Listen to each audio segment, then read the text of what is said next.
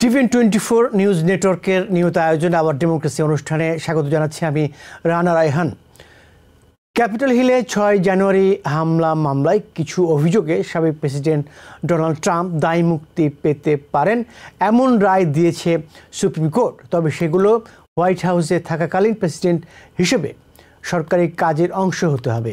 এর বাইরে নেওয়া কোনো পদক্ষেপের জন্য তিনি বা প্রেসিডেন্ট দায় মুক্তি পাবেন না। এই রায়টি দেওয়া হয়েছে বিশেষ করে ডোনাল্ড ট্রাম্পের জন্য।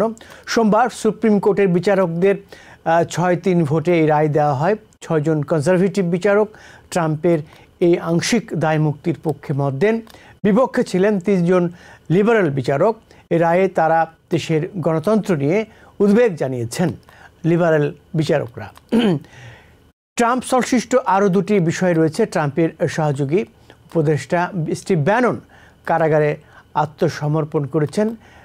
জানুয়ারি 6-এর যে ঘটনাটি দাঙ্গার, সেই দাঙ্গার ঘটনায় তৈরি করা হয়েছিল জানুয়ারি 6 কমিটি। সেই কমিটিতে স্টিভ ব্যাননকে ডাকা হলেও তিনি সাক্ষ্য দেননি। সেই কংগ্রেসের অবমাননার মামলায় তাকে কারাগারে যেতে হয়েছে। ইউরোপের বিভিন্ন এই ঘটনায় সুপ্রিম কোর্টের রায়ের ঘটনায় আমরা দেখছি সবশেষ সেটি হচ্ছে প্রেসিডেন্ট জো বাইডেন প্রতিক্রিয়া জানিয়েছেন। খুব সংক্ষিপ্ত একটি প্রতিক্রিয়া। তিনি বলেছেন আমেরিকায় আইনের ঊর্ধ্বে কেউই না, একজন প্রেসিডেন্টও আইনের ঊর্ধ্বে না। সুপ্রিম কোর্টের যে রায় দেওয়া হলো, এই রায়ের কারণে এই নীতি বদলে গেল, উল্টে গেল এবং এটি একটি ভয়ঙ্কর দৃষ্টান্ত তৈরি হলো বলে তিনি মনে করেন। একই সঙ্গে বলেছেন যে আইনের শাসনকে সুপ্রিম কোর্ট আন্ডারমাইন করেছে তার ভাষায়। এবং তিনি আরও বলেছেন জানুয়ারি 6-এর যে ক্যাপিটল হিল দাঙ্গার ঘটনা সেটি আমেরিকার ইতিহাসে অন্ধকারতম অধ্যায়, এরকম তিনি প্রতিক্রিয়া দিয়েছেন। এগুলো নিয়ে আমরা আলোচনা করব। আমরা দেখছি যে ইউরোপের বিভিন্ন দেশে থাকা আমেরিকার সামরিক ঘাঁটিতে 2য় সর্বোচ্চ পর্যায়ের সতর্কতা জারি করা হয়েছে। সেখানকার কর্মকর্তারা জানিয়েছেন সন্ত্রাসী হামলার সম্ভাবনা থাকায় এই সতর্কতা দেওয়া হয়েছে। নিরাপত্তাজনিত কারণে এই ব্যাপারে বেশি কিছু জানানো হয়নি। তবে যখন বড় কোনো ঘটনা ঘটে অথবা সন্ত্রাসী হামলার ঝুঁকি বা এই সংক্রান্ত গোয়েন্দা তথ্য থাকে তখনই এ ধরনের সতর্কতা দেওয়া হয়। গাজা যুদ্ধ প্রসঙ্গে আপডেট রয়েছে সংক্ষিপ্ত। আমরা দেখছি গাজায় 2য় বৃহৎ শহর খান ইউনিসের পূর্বাঞ্চল থেকে প্যালেস্টিনিয়ানদের জরুরি ভিত্তিতে সরে যেতে বলেছে ইসরায়েলি বাহিনী। এদিকে রাফার হামাসের হামলায় কয়েকজন ইসরায়েলি সেনা নিহত হয়েছে। ইসরায়েলকে লক্ষ্য করে রকেট ছুড়েছে প্যালেস্টিনিয়ান ইসলামিক জিহাদ, লেবাননের হিজবুল্লাহ এবং ইসরায়েল বাহিনী 2 দেশের সীমান্ত এলাকায় পাল্টাপাল্টি হামলা করেছে বা তাদের হামলা অব্যাহত রয়েছে। আমরা দেখলাম যে আরব লীগ একটি গুরুত্বপূর্ণ সিদ্ধান্ত দিয়েছে। তারা বলছে হিজবুল্লাহ কোনো সন্ত্রাসী গোষ্ঠী না। তারা যে এতদিন এই সংগঠনটিকে কালো তালিকায় রেখেছিল সেখান থেকে হিজবুল্লাহকে সরিয়ে দিয়েছে তারা। আরেকটি দেখছি ফ্রান্সের পার্লামেন্ট নির্বাচনের প্রথম দফা ভোটে অভিবাসন বিরোধী মেরিন লাপেনের কট্টর ডানপন্থী দল ন্যাশনাল র্যালি এগিয়ে আছে। ন্যাশনাল র্যালি ইসলাম বিরোধিতা এর জন্য পরিচিত, তারা ইসলাম বিদ্বেষী হিসেবে পরিচিত। প্রেসিডেন্ট ইমানুয়েল ম্যাক্রোর জন্য এই ফলাফলকে বড় ধরনের বিপর্যয় হিসেবে দেখা হচ্ছে। ফ্রান্সের নির্বাচনের ফলাফলের প্রতিক্রিয়া স্টেট ডিপার্টমেন্টের মুখপাত্র বেদান্ত প্যাটেল বলেছেন ফ্রান্সের সাথে আমেরিকার দীর্ঘ বন্ধুত্বপূর্ণ সম্পর্কের ইতিহাস রয়েছে। দেশটিতে সরকারের যে রাজনৈতিক দলই আসুক না কেন পারস্পরিক সহযোগিতার সম্পর্ক অব্যাহত থাকবে। এগুলো নিয়ে আমরা আলোচনা করার চেষ্টা করব। আমার সাথে আছেন doctor Munir Mostafa Ali, professor, department of languages and literature, southern university of baton Ruj, Louisiana. আপনাকে স্বাগত জানাচ্ছি। আরও আছেন সৈয়দ মাহমুদুল্লাহ, সিনিয়র সাংবাদিক, আপনাকেও স্বাগত জানাচ্ছি। ধন্যবাদ। আমি শুরুতেই ডক্টর মুনির মোস্তফা আলীর কাছে যাব। সুপ্রিম কোর্টের যে রায়, এই রায়টা প্রাথমিক প্রতিক্রিয়া আপনার কাছে জানতে চাইব। আপনাকে ধন্যবাদ। প্রাথমিক প্রতিক্রিয়া সবার কাছ থেকে যেরকম দেখেছেন আমার কাছে সেই তদ্রূপই।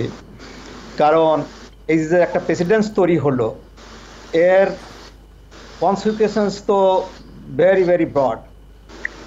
আপনি মানে nobody is above the law যে প্রিন্সিপালের কথা আপনি উল্লেখ করেছেন, যেটা আমাদের প্রেসিডেন্ট আজকে বলেছেন, এবং যেটার কথা যারা ডিসেন্ট করেছে 3 জন তারাও বলেছে, এবং বিভিন্ন আলোচনায় পর্যালোচনায় এটাকেই বলা হচ্ছে সেই যে প্রিন্সিপালটা যে nobody is above the law, সেটাকে খর্ব করা হলো। এখানে আপনার প্রেসিডেন্টকে কিংয়ের পর্যায়ে নিয়ে নেওয়া হলো, যেখানে আমেরিকার স্বাধীনতা হয়েছিল ব্রিটিশ কিংয়ের থেকে সরে আসার জন্য।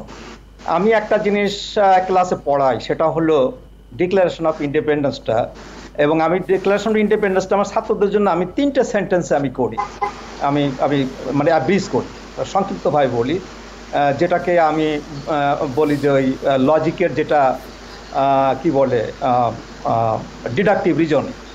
আমি বলি যে এই ডিক্লারেশন অফ ইন্ডিপেন্ডেন্সটা যদি ট্রান্সলেট করা হয় 3টে সেন্টেন্সে, তাহলে এটা হবে যে no king, no tyrannic king should be obeyed, king George the third is a tyrannic king, therefore he should not be obeyed. এবং এই যে সেই কিংয়ের থেকে সরে এসে আমেরিকার যে স্বাধীনতা আসলো, সেখানে সেই ব্রিটিশ যে সিস্টেম ছিল সেই সিস্টেমের কিছুই তারা রাখবে না, সেই কারণেই তো এটা করা হলো। এবং সেখানে এটাই জুড়ে দেওয়া হলো কনস্টিটিউশনের যে nobody is above the law. সেখানে দেখেন আজকে যে রায়টা হলো, এই রায়টা তার কিছু কোর আছে, ক্ষমতা আছে, সেই ক্ষমতায় সে অফিসিয়াল যে কার্যকলাপ করবে তাতে সেই অ্যাবসোলিউট ইমিউনিটি পাবে। এবং আরেকটা কিছু আছে এর বাইরে কিছু এখানে একটু সীমারেখা টানা হচ্ছে। আমি প্রফেসর সীমারেখা মানে 3টে ভাগে, মানে প্রেসিডেন্সিয়াল যে অ্যাকশনস, এই অ্যাকশনসকে 3টে ভাগে ভাগ করা হয়েছে। একটা হলো তার অ্যাবসোলিউট ইমিউনিটি, যেটা তার কোর যে ফাংশন, সে কোর ফাংশনের বাইরেও তার কিছু ডিউটিস আছে, যেটাকে বলা হয়েছে প্রেজাম্পশন অফ ইমিউনিটি। হ্যাঁ, সেটাকে চিন্তা ভাবনা করে সেটা দেখতে হবে যে সে ইমিউনিটি পায় কিনা। আর একটা হচ্ছে তার অফিসিয়াল আনঅফিসিয়াল অ্যাক্ট, যেটাকে সে কোনো ইমিউনিটি পাবে না। তো দেখুন এখানে তার যে অফিসিয়াল অ্যাক্টসগুলো, এই অফিসিয়াল অ্যাক্টস যদি ক্রিমিনাল হয়, যেমন ধরুন সে আমি এখনকার কথা আমি বলি যে বাইডেন যদি চিন্তা করে যে Trump is a threat to our democracy, he is a threat to our constitution, তাহলে তাকে বাঁচিয়ে রাখা যাবে না, তাকে হত্যা করতে হবে। এটা জাতীয় স্বার্থে, এবং সে জাতীয় স্বার্থে সে তার আর্মি হোক, তার যে কোনো হোক, তাদেরকে পাঠিয়ে তাকে মারলো, কি তার কি বিচার করা যাবে না? এখন এই যে রায়টা হলো, এই রায়ের ভিত্তিতে তার বিচার করা যাবে না। সে তো তার অফিসিয়াল ক্যাপাসিটিতে তার যে কোর যে আছে, তার মানে দেশ রক্ষার যে সেই দেশ রক্ষার ক্ষেত্রে জন্য এবং সে কনস্টিটিউশন রক্ষার জন্য সে তার অপোনেন্টকে হত্যা করেছে। কারণ তার অপোনেন্ট, এটা তো জানাই, মানে এটা তো সমালোচিত, এটা তো সবাই বলে যে he is a threat to democracy, he is a threat to our constitution. হ্যাঁ, সে এবার ক্ষমতা এলে আর ক্ষমতা যাবে না, সে একটা ডিক্টেটর হবে, সে নিজেও বলেছে সে একটা ডিক্টেটর হবে। হ্যাঁ, কাজেই এই রায়টা একটা সুদূর প্রসারী কনসিকুয়েন্স আছে। এখন এখানে আমি একটু উদ্বেগের কথা বলি। জন রবার্টস, চিফ জাস্টিস, তিনি বলছেন যে যদি ইমিউনিটি না দেওয়া হয় ডোনাল্ড ট্রাম্পকে, একজন প্রেসিডেন্টকে, তাহলে যেটা হবে যে প্রশাসন বদলাবে, আর এই গত হয়ে যাওয়া প্রশাসনের কর্মকর্তাদের, প্রেসিডেন্টকে বিশেষ করে, তাকে ভিকটিম করার ট্রেন্ড তৈরি হবে। একটা প্রশাসন যাবে, বিগত প্রশাসনকে, নতুন প্রশাসন এসে যাকে বলা হয় যে প্রতিশোধ পরায়ণ হয়ে উঠবে, তার বিচার করা শুরু করবে, এরকম একটা উদ্বেগ তার আছে। এবং এই গ্রাউন্ড থেকেই মূলত তিনি বলছেন যে এই ইমিউনিটি দরকার। এবং তিনি বলছেন, এক্সাম্পল দিয়েছেন একটি, সাবেক প্রেসিডেন্ট ডোনাল্ড ট্রাম্প তিনি যে সার্টিফিকেশন স্টপ করতে বলেছেন মাইক পেন্সকে সেই সময়ে, সেইটা বলছেন যে এইটা তার সরকারি কাজের অংশ। তিনি এটাকে ডিফাইন করছেন এভাবে।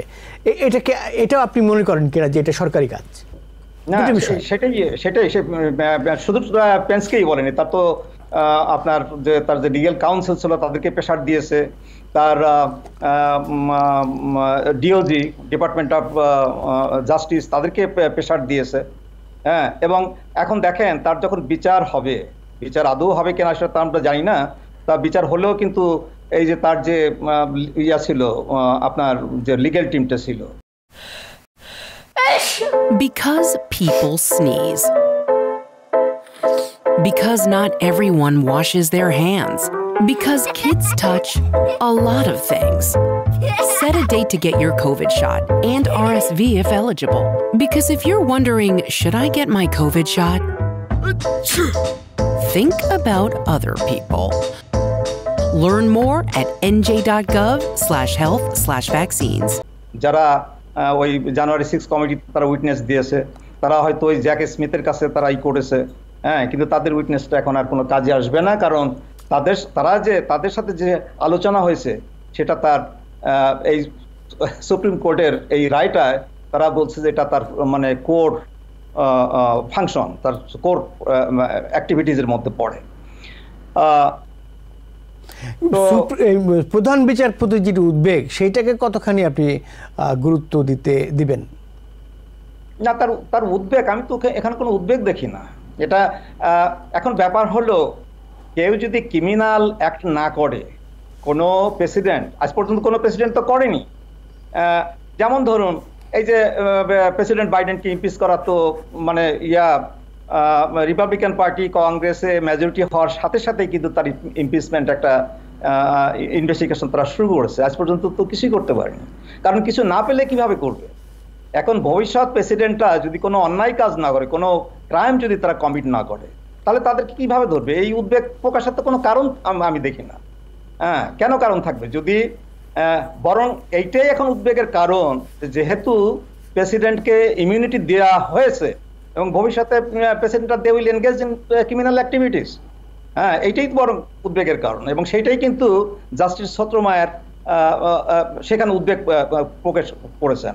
আমি তো আপনার রবার্টের উদ্বেগের চাইতে আপনার জাস্টিস সোটোমায়ের যে উদ্বেগ প্রকাশ করেছে সেটাকে আমি সমর্থন জানাই, কারণ সেটাই তো উদ্বেগের কারণ। ডক্টর মনির মোস্তফা আপনার কাছে আবার আসবো, ধন্যবাদ। আমি সৈয়দ মাহমুদুল্লাহর কাছে যাব, সেটি হচ্ছে এইখানে যে অফিসিয়াল অ্যাক্ট, পার্সোনাল অ্যাক্টের কথা বলা হচ্ছে, পার্সোনাল অ্যাক্টের কারণে একজন প্রেসিডেন্ট বা সাবেক প্রেসিডেন্ট ইমিউনিটি পেতে পারেন না, এইটা লোয়ার কোর্টকে ঠিক করতে বলেছে। অর্থাৎ এখন যে মামলাটি আছে তানিয়া চাটকান ওয়াশিংটন ডিসির, সেই বিচারক ঠিক করবেন যে কোনটি পার্সোনাল অ্যাক্ট, প্রাইভেট অ্যাক্ট, কোনটি অফিসিয়াল। এইটা আসলে কিভাবে ঠিক করবে? এক, দুই নম্বর হচ্ছে যে সটোমায়ের যে বক্তব্য, সেই বক্তব্য যতখানি এটাও তো পলিটিক্যাল মানে লাইনের দিকে যায়, ডেমোক্রেটিক পার্টির লাইন আপের দিকে যায়, যে একইভাবে যে পলিটিক্যাল লাইন আপের কারণে ধরা যাক যে ডোনাল্ড ট্রাম্প যে 3 জন বিচারপতিকে নিয়োগ দিয়েছেন তার সময়ে, হ্যাঁ, এবং আরও যে 3 জন রিপাবলিকান বিচারপতি রয়েছেন, তারা তো একটা পলিটিক্যাল, এবং এইটা যদি অন্যরকম হতো, পলিটিক্যালি যদি বিপরীত চিত্র হতো, তাহলে নিশ্চয়ই এই রায়টা অন্যরকম দেখতেন। আপনি কি মনে করেন সৈয়দ মাহমুদুল্লাহ? আপনাকে ধন্যবাদ। আমি আপনার প্রশ্ন তেমন শুনিনি। আমার সাউন্ড সিস্টেমে হয়তো কোনো প্রবলেম। এখন আমি যদি কানের এটা খুলে ফেলি হয়তো একদম সংযোগ বিচ্ছিন্ন হয়ে যাব। আর প্রফেসর মনির মুস্তাফার বক্তব্য আমি বস্তুতপক্ষে শুনতে পাইনি, কিন্তু মোটা দাগে আমি সামান্য যেটুকু আপনার প্রশ্ন বলছি সেটা লোয়ার কোর্টে পাঠিয়ে দেওয়ার সেই ব্যাপারটা। তার আগে দুটো পয়েন্ট আমি উল্লেখ করতে চাই। একটা হচ্ছে যে জাস্টিস সোটোমায়া, তিনি হচ্ছেন লিবারাল জাস্টিসদের 3 জনের মধ্যে উনি সিনিয়র মোস্ট। তিনি তার যে মানে রায়ের যে অংশ তিনি খুব কঠোরভাবে বলেছেন, এর মাধ্যমে এই সুপ্রিম চিফ জাস্টিস যে রায় লিখেছেন এবং যার সাথে অন্য কনজারভেটিভ বিচারকরা একমত হয়েছেন, সেটার দ্বারা বস্তুতপক্ষে প্রেসিডেন্টকে মানে রাজার মর্যাদা দিয়ে দেওয়া হলো। এবং তিনি খুব কঠোরভাবে বলছেন যে একজন সিটিং প্রেসিডেন্ট, যুক্তরাষ্ট্রের নেভি সিল একটা বাহিনী আছে, তাদের একটা টিমকে বললো যে তুমি আমার পলিটিক্যাল অপোনেন্ট, আমার রাজনৈতিক যে প্রতিপক্ষ, তাকে খুন করো। তারা খুন করে ফেললো। প্রেসিডেন্ট সেটা যেহেতু রাষ্ট্রপতির পদে থাকা অবস্থায় তাদেরকে নির্দেশ দিয়েছেন, ওনার বক্তব্য ইমিউন, মানে তাতে কোনো দোষ হবে না, তিনি অবমুক্তি পেয়ে গেলেন।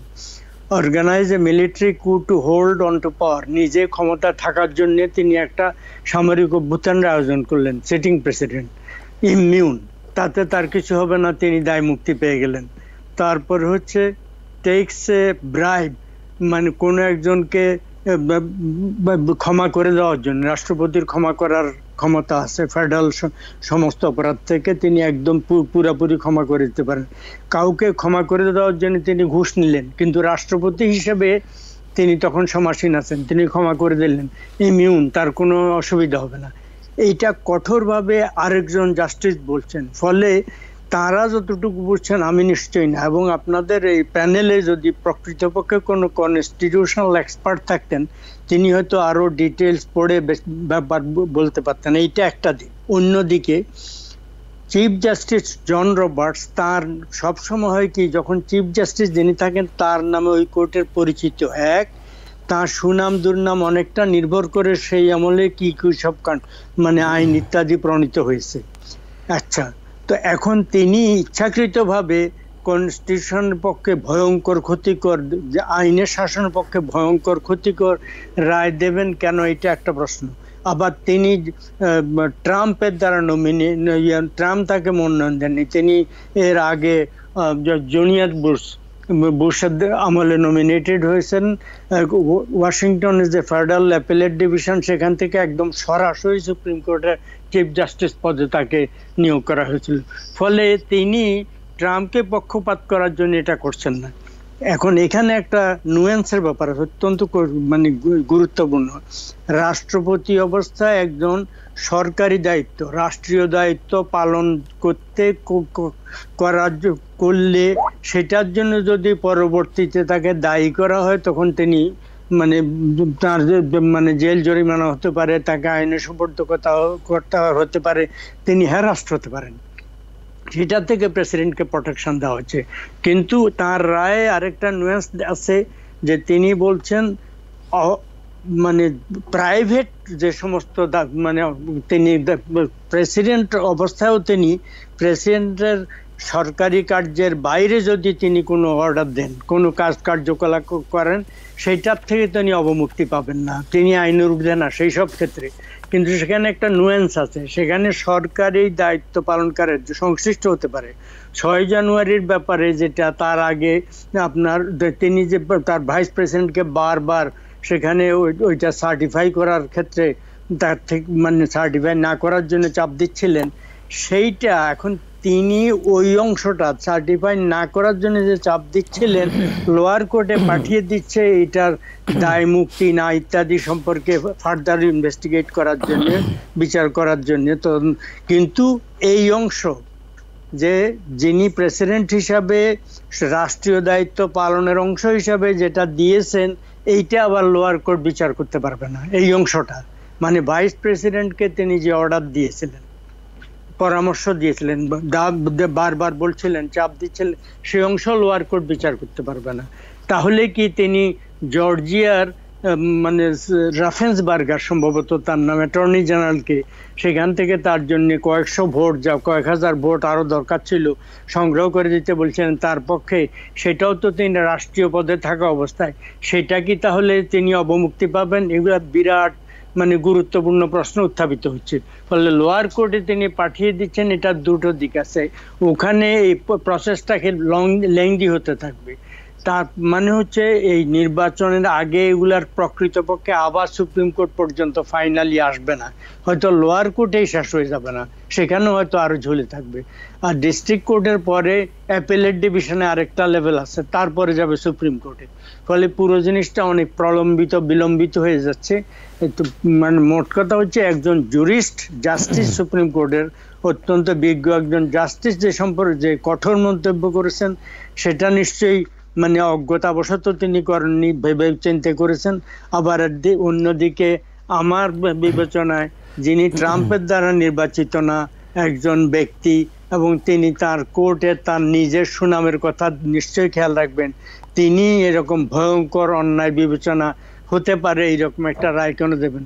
ফলে আমি কনক্লুসিভ কোনো অপিনিয়ন দিতে পারছি না, কিন্তু লিবারেল যত কমেন্টেটর সবাই এটা সমালোচনা করছেন, নিন্দা করছেন। কনজারভেটিভরা এবং ট্রাম্প সাহেব খুব খুশি হয়ে গেছেন। আমি জানি না কি বলবো। এটা তো নির্বাচনী ময়দানে যাকে বলা হচ্ছে সুপ্রিম কোর্টের রায়টাকে তো জো বাইডেনই বরং কাজে লাগাতে পারেন। জো বাইডেন যেহেতু প্রেসিডেন্টকে একজন প্রেসিডেন্ট ইমিউনিটি পেয়েছে, প্রেসিডেন্ট তো এখন সব কিছু করতে পারে। প্রেসিডেন্ট এখন চাইলে সুপ্রিম কোর্ট ডিসম্যান্টেল করে দিতে পারে, সুপ্রিম কোর্ট বিচারপতিদের সম্প্রসারণ করতে পারে। এগুলো তো প্রেসিডেন্টের কাজের মধ্যেই পড়ে, জবাবদিহি করবে কে?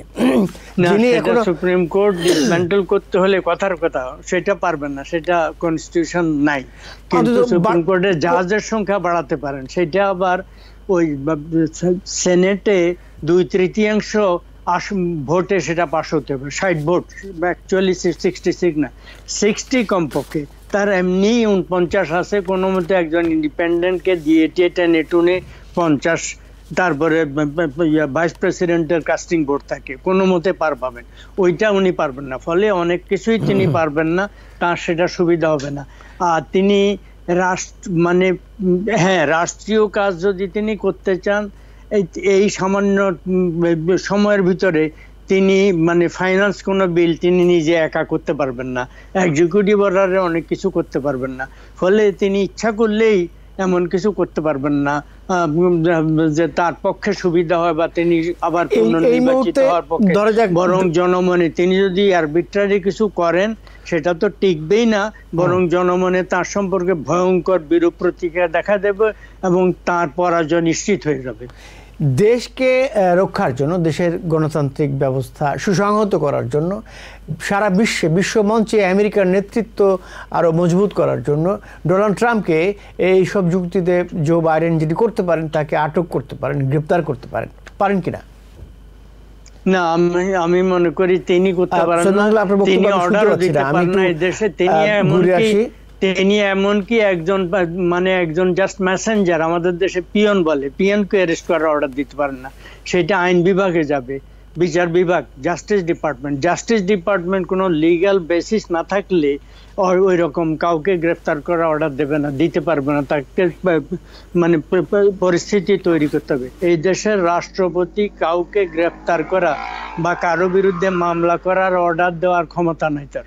এই যে পলিটিক্যাল মোটিভেশন জায়গা থেকে সুপ্রিম কোর্ট যে রায়টি আজকে দিল, সেইটা আপনাকে কি মনে হচ্ছে যে এইটা যদি এই লাইনে না থাকতো তাহলে এই রায়টা কি ভিন্ন রকম হতো? আমরা একটা ছোট্ট বিরতি থেকে ফিরে আসি, বিরতি ফিরে এসে আমরা এই আলোচনায় আবারও ঢুকবো, আপনারা সাথেই থাকবেন।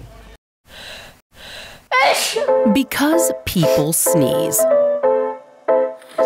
Because not everyone washes their hands. Because kids touch a lot of things. Set a date to get your COVID shot and RSV if eligible. Because if you're wondering, should I get my COVID shot? Think about other people. Learn more at nj.gov/health/vaccines. Hour democracy অনুষ্ঠানে আবারও স্বাগত জানাচ্ছি। আমি চলে যাচ্ছি doctor মুনির মুস্তফা আলীর কাছে। Doctor Mustafa Ali, আপনি কি এই সুপ্রিম কোর্টের রায় নিয়ে আর কিছু বলবেন? আমি একটু বলবো কারণ আমি মহমদুল্লাহ ভাইয়ের কথা শুনছিলাম, and to be honest with you, I was itching to jump in. কারণ মহমদুল্লাহ ভাই যেটা বলেছেন যে অনেকগুলো আইনের বাধা বিপত্তি দেখিয়ে উনি বলেছেন যে বাইডেন ওই সুপ্রিম কোর্টের বিচারপতিদের ব্যাপারেও কিছু করতে পারবেন না, বা ট্রাম্পের ব্যাপারেও কিছু করতে পারবেন না। যেটা উনি, আমার মনে হয় যেটা উনি ক্যাচ করতে ব্যর্থ হয়েছেন সেটা হচ্ছে যে এই রায়ের মাধ্যমে এখন আর কিন্তু 3 co-equal ব্রাঞ্চেস নেই। এখন আপনার জুডিশিয়ারি, আপনার লেজিসলেচার এবং প্রেসিডেন্সি, এটা কিন্তু এক পর্যায়ে নেই। এটা আগে ছিল 3 equal ব্রাঞ্চেস, এখন 3 equal ব্রাঞ্চেস নেই। এই রায়ের মাধ্যমে জুডিশিয়ারিকে কিন্তু তার পাওয়ারটাকে খর্ব করেছে, সুপ্রিম কোর্টের পাওয়ারটা খর্ব করেছে। কারণ এরপরে প্রেসিডেন্টরা তাদের অফিসিয়াল অ্যাকশনের মাধ্যমে কোনো কিছু করলে তারা বিচারও করতে পারবে না, কারণ তারা তো ইমিউন করে দিয়েছে। কাজে তাদের যে ক্ষমতা, সেই ক্ষমতাকে তারা অলরেডি খর্ব করে দিয়েছে। সুপ্রিম কোর্টের ক্ষমতা কাল যেটা ছিল আজ সেটা নেই, আপনার লেজিসলেচার ক্ষমতা কাল যেটা ছিল আজ সেটা নেই। আজ ক্ষমতা বেড়েছে হলো প্রেসিডেন্টের। প্রেসিডেন্ট ক্ষমতা এমন পর্যায়ে বেড়েছে যে সে তার অফিসিয়াল অ্যাকশনের মাধ্যমে, যেমন এই যে শামীম সাহেব বললেন এবং আমিও আগে বলেছি, যে আমি যদি মনে করি যে আমার দেশটা এখন আন্ডার থ্রেট, আমি যদি মনে করি যে আমার ডেমোক্রেসি আন্ডার থ্রেট, আমি যদি মনে করি আমার কনস্টিটিউশন আন্ডার থ্রেট, আমি যে কিছু করতে পারি, কারণ আমার দেশ রক্ষা করতে হবে। আমি প্রেসিডেন্ট হিসেবে কি করেছি, আমি যদি প্রেসিডেন্ট হই, আমি প্রেসিডেন্ট হিসেবে শপথ নিয়েছি যে আমি কনস্টিটিউশনকে রক্ষা করব, আমি আমার দেশকে রক্ষা করব, এবং এই কনস্টিটিউশন রক্ষা করার স্বার্থে এবং দেশ রক্ষার স্বার্থে আমি যদি মনে করি যে ওই যে সুপ্রিম কোর্ট, এখন যে অ্যাক্টিভিস্ট সুপ্রিম কোর্ট, এরা দেশের জন্য একটা থ্রেট, আমি তাদেরকে সরিয়ে দেবো। সরিয়ে দিলে মানে সেটা বাইডেন সেটা করবে এটা আমি বলছি না, বাইডেন বাট ট্রাম্পের মতো প্রেসিডেন্ট হলে করবে, বাইডেন এগুলো করবে না। আমি বলছি না যে বাইডেন এগুলো করবে, কিন্তু বাইডেনকে সেই ক্ষমতাটা দেওয়া হয়েছে যে সেটা চেষ্টা করতে পারে, সেটা করতে পারে। হ্যাঁ, সেখানে তো তার আর্গুমেন্ট আছে, তার আর্গুমেন্ট তো তুমি তো দিয়েই দিয়েছো, তুমি তো আমাকে মানে অ্যাবসলিউট ইমিউনিটি দিয়ে দিয়েছো যে আমি আমার যে কোর্ট যে আছে, কোর্ট যে পাওয়ার আছে, সেই পাওয়ারের মাধ্যমে আমি অনেক কিছুই করতে পারি। হ্যাঁ, কাজেই আমার মনে হয় আমরা এখানে একটু ভুল বুঝেছি। হ্যাঁ, এখন এটাকে আমরা সমর্থন করি না, এটার পরিবর্তন হওয়া উচিত। হ্যাঁ, এটা আমি জানি না এর ভবিষ্যৎ কি আছে। হ্যাঁ, এই যে দেখেন মানে চাটকানের বিষয়ে আবার যে কোনটা অফিসিয়াল অ্যাক্টস কোনটা অফিসিয়াল অ্যাক্টস না, সে আবার নির্ধারণ করলো যে এটা অফিসিয়াল অ্যাক্টস, এটা অফিসিয়াল অ্যাক্টস না, সেটার বিরুদ্ধে আবার হবে, আপিল হবে, সেই আপিল আবার সুপ্রিম কোর্টে যাবে, সেই সুপ্রিম কোর্ট আবার বলবে না না এগুলো তো অফিসিয়াল অ্যাক্টস। হ্যাঁ, শেষ পর্যন্ত দেখা যাবে যে সবই তারা অফিসিয়াল অ্যাক্টস করে বসে আছে। হ্যাঁ, কাজে দেশের ভবিষ্যৎ খুব ভালো না। আমরা এই মুহূর্তে এই সুপ্রিম কোর্টের মানে সুনাম করতে পারি না, কোনো মতে সুনাম করতে পারেন। দেখেন আরো কতগুলো রায়, যেমন ধরেন এই যে আপনার ইয়েটা হলো আপনার কি বলে আর ওই যে আপনার এই যে গ্যাস স্টেশনের নাম তো কি, শেভরন একটা যেই হলো। দেখেন আপনার যারা গভর্নমেন্টের যারা এক্সপার্ট, তারা কংগ্রেসের অনুমোদন ছাড়া তারা কিছু মানে একটা মেডিসিন বাজারে আসছে, সেটা ভালো মেডিসিন কি খারাপ মেডিসিন সেটা অ্যাপ্রুভ করবো কি করবো না, তার জন্য আমাদের কংগ্রেসের লাগবে, মানে আনএক্সপার্টদের রায় লাগবে। সেখানে দেখেন একদিকে দেখেন এক্সিকিউটিভ ব্রাঞ্চের ক্ষমতা খর্ব করছে যেখানে ট্রাম্প জড়িত নেই, আবার অন্যদিকে দেখা যাচ্ছে যেখানে ট্রাম্প জড়িত আছে সেখানে এক্সিকিউটিভ ব্রাঞ্চের ক্ষমতা বাড়িয়ে দেওয়া হচ্ছে।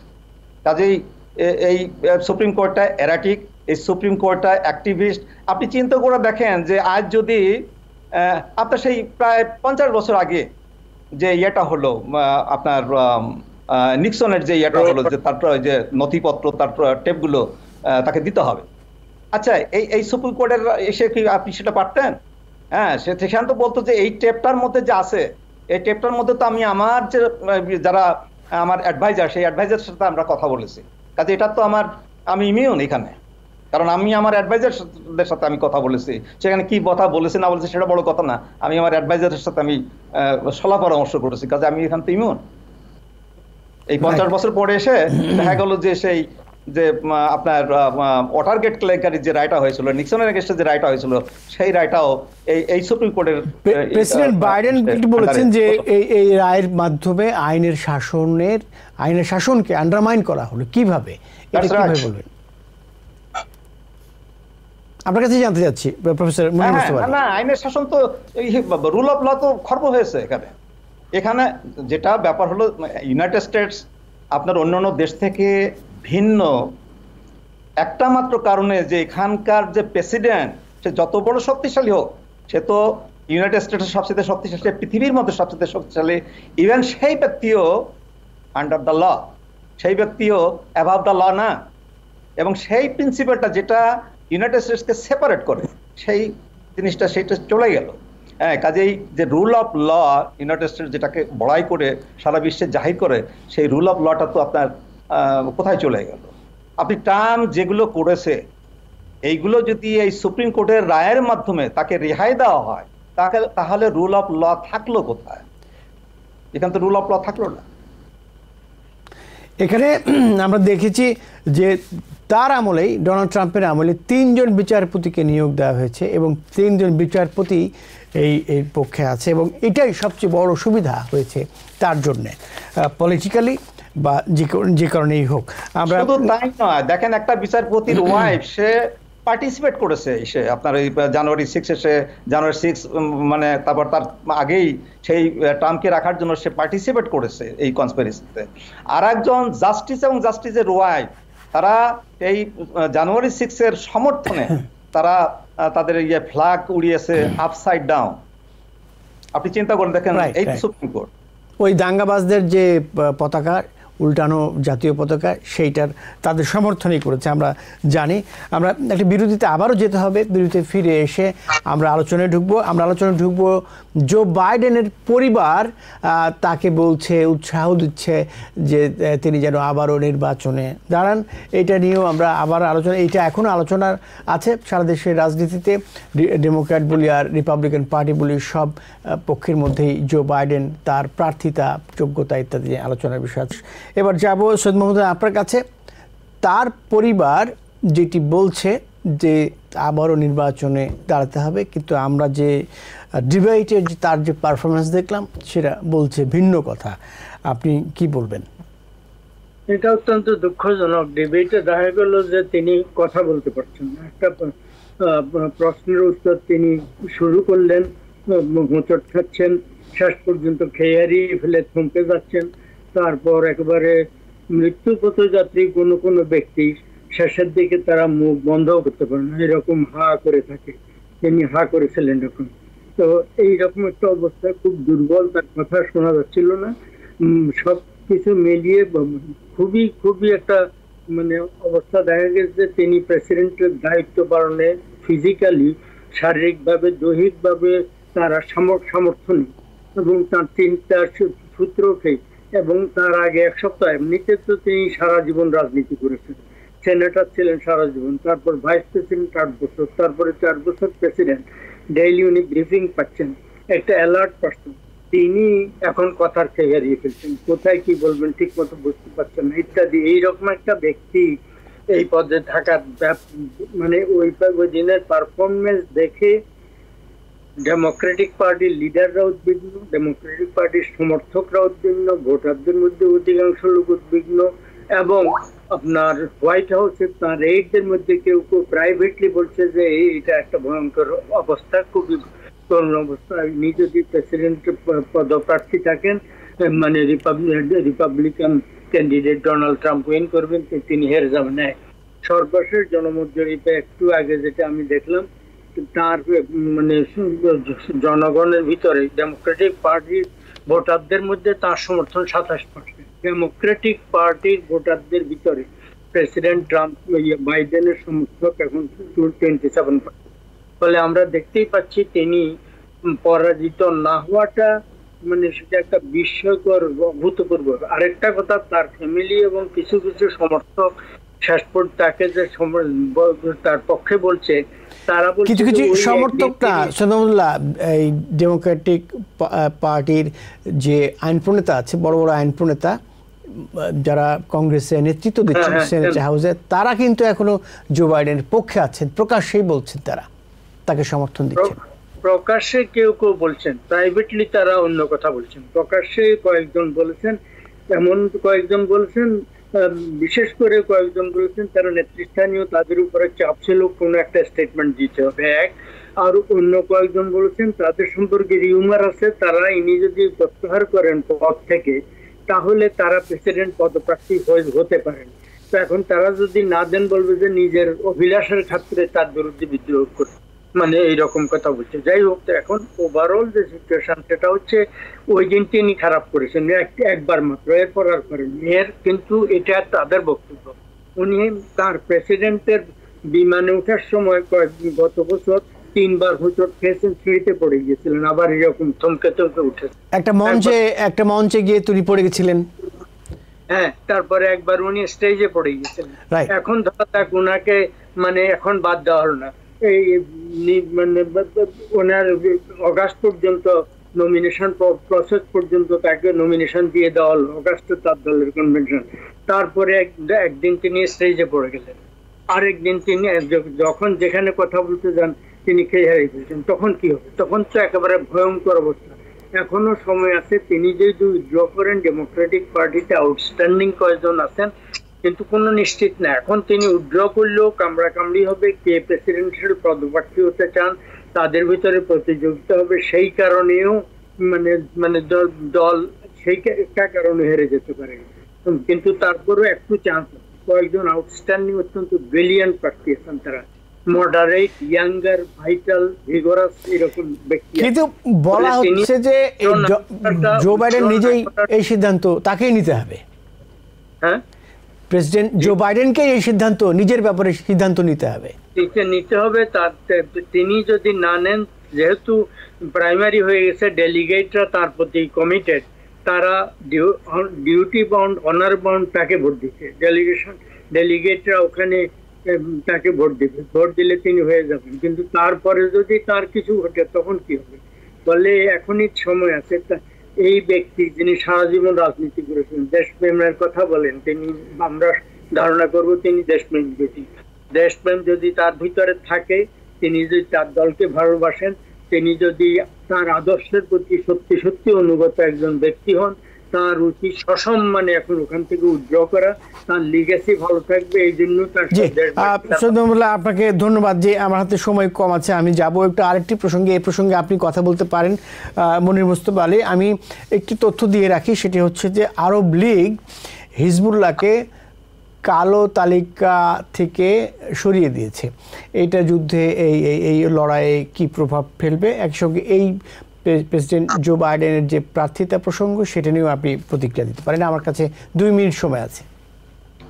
আচ্ছা, আমি ওই আগের প্রসঙ্গে যাই, জো বাইডেনের কি উচিত হবে কি না হবে। আমি আপনার দুজনের সাথেই একমত। দেখেন, এই যে ডিবেটটা হয়ে গেল আপনার জুন মাসের 30 তারিখে, এটা ডেমোক্র্যাটদের মনে করা আছে তাদের জন্য একটা ব্লেসিং।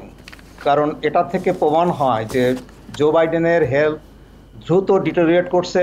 এখনও 4 মাস সময় আছে। এই 4 মাস সময়টা খুব বড় সময়। আসলে এর চাইতেও হয়তো খারাপ হতে পারে এবং ডেমোক্র্যাটদের জন্য একটা এম্বারাসিং হতে পারে। কাজেই আপনি যেমন বলেছেন যে জো বাইডেনের নিজেই তার উচিত হবে সরিয়ে যাওয়া। তিনি যদি মনে করেন যে ডোনাল্ড ট্রাম্প মানে আমাদের ডেমোক্রেসির জন্য, আমাদের কনস্টিটিউশনের বড় একটা থ্রেট, তাহলে তারই উচিত হবে সরে যাওয়া এবং অন্যকে দেওয়া। কারণ আমি দেখছি না যে তার হেলথটা হঠাৎ করে ইমপ্রুভ হবে, সেটা হয়তো হবে না। শুধু হেজবুল্লাহ না, আপনার এই যে আপনার হামাস বা ইসলামিক জিহাদ, এই যে এদেরকে টেরোরিস্ট অর্গানাইজেশন বলা হয়, আসলে এরা কি করবে? এই মানে প্যালেস্টাইনিয়ানরা কি করবে? শুধু কি মানে আঘাত নেবে? তারা কি রেজিস্ট্যান্স করবে না? এর প্রত্যেকটা কিন্তু রেজিস্ট্যান্ট মুভমেন্ট। হ্যাঁ, হেজবুল্লাহ বলেন, আপনার ওই হামাসি বলেন, আপনার ইসলামিক জিহাদি বলেন, এই যে এইগুলো দেওয়া হয় ওয়েস্ট থেকে এদেরকে টেরোরিস্ট অর্গানাইজেশন বলা হয়। অথচ দেখেন, সবচেয়ে টেরোরিস্ট হচ্ছে কি বলবো, ইসরায়েল তো একটা টেরোরিস্ট স্টেট, কিন্তু বলা হয় যে ইরান একটা টেরোরিস্ট স্টেট। এগুলো হচ্ছে পশ্চিমেরা এগুলো দেয়, এই আপনার স্টিকারগুলো তারা অ্যাটাচ করে এবং সেগুলো আমাদের ইসলামিক কান্ট্রিগুলো অ্যাকসেপ্ট করে। তাদেরকে অ্যাকসেপ্ট করা উচিত না। হ্যাঁ, তাদেরকে এখন থেকে বলা উচিত যে এগুলো রেজিস্ট্যান্স মুভমেন্ট, এদের তো অন্য কোনো উপায় নাই, এরা কিভাবে রেজিস্ট করবে? কাজে এগুলো রেজিস্ট্যান্স মুভমেন্ট, এটা একটা ভালো বিগিনিং এবং মুসলমানদের উচিত হবে। তারা তো এতদিন ধরে দেখলো, বহু বছর যাবৎ আমাদের ইসলামিক মানে বিশেষ করে মিডল ইস্ট আমেরিকার দিকে তাকিয়েছিল, তারা একটা কিছু একেবারে ফয়সালা করে দেবে। আমেরিকা ইজ এ পার্টি, মানে এটা অ্যাটাচ টু ইসরায়েল, মানে ইসরায়েলের একটা অঙ্গ আপনার আমেরিকা। কাজে আমেরিকা কখনো ওই প্যালেস্টাইনদের কোনো একটা স্টেট দেবে না, তাদের কোনো কিছুই দেবে না। কাজে এটা পেতে হলে এই ইসলামিক ওয়ার্ল্ডকে, মিডল ইস্টকে স্ট্রং হতে হবে। যে স্ট্রং হতে হলে এই যে এরকমই করা উচিত। হেজবুল্লাহকে যেমন এই যে তারা সেই লিস্ট থেকে করছে, এটা একটা গুড বিগিনিং। জি, আপনাকে অসংখ্য ধন্যবাদ ডক্টর মনির মুস্তফা আলী। ভালো থাকবেন। ধন্যবাদ জানাচ্ছি সৈয়দ মোহাম্মদুল্লাহ, আপনাকেও, আপনিও ভালো থাকবেন। এই ছিল আজকের মতো আওয়ার ডেমোক্রেসি অনুষ্ঠানে। আপনারা যারা সবশেষ সংবাদ দেখতে চান সারা বিশ্বের এবং আমেরিকার, TVN24 সাবস্ক্রাইব করবেন এবং আপনার প্রতিবেশীকে সাবস্ক্রাইব করতে বলবেন। আপনারা ভালো থাকবেন, সুস্থ থাকবেন।